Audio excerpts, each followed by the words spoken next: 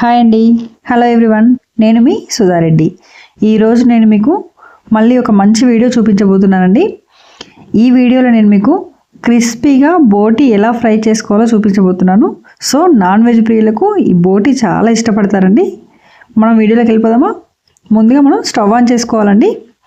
దానిపైన ఒక ప్యాన్ తీసుకొని దాంట్లోకి ఒక 5 టేబుల్ స్పూన్స్ ఆయిల్ తీసుకున్నానండి. బోటి అయితే నేను ముందే ఫ్రెష్గా నీట్గా క్లీన్ చేశానండి. 1/2 kg బోటి తీసుకొని క్లీన్ చేస్తే నేను వీడియోలో మీకు చూపించేంత అయిందండి. సో 1/2 కిలో కొంచెం ఎక్కువ ఉంటుంది, 1/2 kgకి తక్కువ ఉంటుందండి. ఇది క్లీనింగ్కి చాలా టైం పడుతుందండి. మీకు ఎవరికైనా బోటి క్లీనింగ్ వీడియో చూడాలనిపిస్తే నాకు కామెంట్ చేయండి. ఖచ్చితంగా బోటి క్లీనింగ్ వీడియో కూడా మీకు అప్లోడ్ చేసి చూపిస్తాను. ఈ బోటిని ఈ ఆయిల్లో మంచిగా క్రిస్పీగా ఫ్రై చేసుకోవాలండి. పచ్చివాసన లేకుండా వేయించుకోవాలి. చూడండి, వీడియో చూపించిన విధంగా బాగా ఫ్రై చేసుకోవాలండి. ఇది ఫ్రై చేసేటప్పుడు కలుపుతూ ఉండాలండి, లేదంటే అడుగంటుతుంది. సో అందుకోసమని ఎప్పుడు మధ్య మధ్యలో కలుపుతూ ఉండాలి.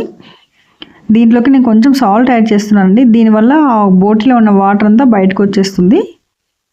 సో అందుకని కొంచెం సాల్ట్ యాడ్ చేసి మిక్స్ చేస్తున్నానండి. అంతా కలిపేస్తున్నాను. చూడండి, ఇలా బోటిని ఒక 5 to 10 minutes వరకు ఫ్రై చేసుకోవాలండి. అలా అయితేనే క్రిస్పీగా వస్తుంది.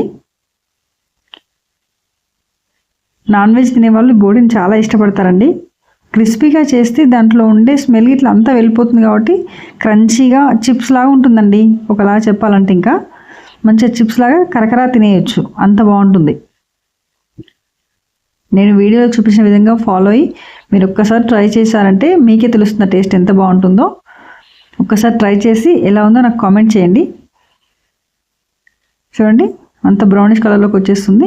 గోల్డెన్ బ్రౌన్లోకి వచ్చేవరకు ఫ్రై చేసుకోవాలండి. దీంట్లోకి నేను ఒక 10 నుంచి 15 వెల్లుల్లి పాయలు తీసుకొని సాల్ట్ యాడ్ చేసుకొని మిక్సీ పట్టుకున్నానండి. దాంట్లోంచి ఒక టేబుల్ స్పూన్ పేస్ట్ తీసుకొని వేస్తున్నానండి, అల్లం వెల్లుల్లి పేస్ట్.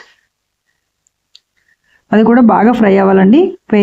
వేయగానే వెంటనే అన్నీ వేసేయకూడదు. సో అల్లం వెల్లుల్లి పేస్ట్ ఫ్రై అవుతూనే టేస్ట్ చాలా బాగా వస్తుంది. చూడండి, బబుల్స్ వచ్చేస్తున్నాయి కదా. సో ఇలా బబుల్స్ వస్తే అల్లం వెల్లుల్లి పేస్ట్ బాగా వేగినట్టండి. ఇప్పుడు మనం దీంట్లోకి కొంచెం పసుపు యాడ్ చేసుకుందామండి. 1/2 టేబుల్ స్పూన్ పసుపు యాడ్ చేస్తున్నాను. ఇది కూడా బాగా ఫ్రై అవ్వాలండి. పసుపు ఎప్పుడైనా సరే ఆయిల్ ఉన్నప్పుడు వేస్తేనే మంచి కలర్ వస్తుందండి. ఈ వీడియో కనుక మీకు నచ్చినట్లయితే లైక్ చేయండి, షేర్ చేయండి, సబ్స్క్రైబ్ చేయడం మాత్రం అస్సలు మర్చిపోకండి. దీంట్లోకి నేను ఒక టేబుల్ స్పూన్ కారం యాడ్ చేస్తున్నానండి. మీరైతే మీ టేస్ట్ తగ్గట్టు తీసుకోండి. ఈ టేబుల్ స్పూన్ కారం అయితే ఈ నాన్ వెజ్ కాబట్టి కరెక్ట్గా సరిపోతుందండి. చూడండి, అంత బాగా కలిసిపోతుంది ఏం లేకుండా. ఇప్పుడు మనం దీంట్లోకి ఒక 1/2 table spoon garam masala add చేస్తున్నానండి.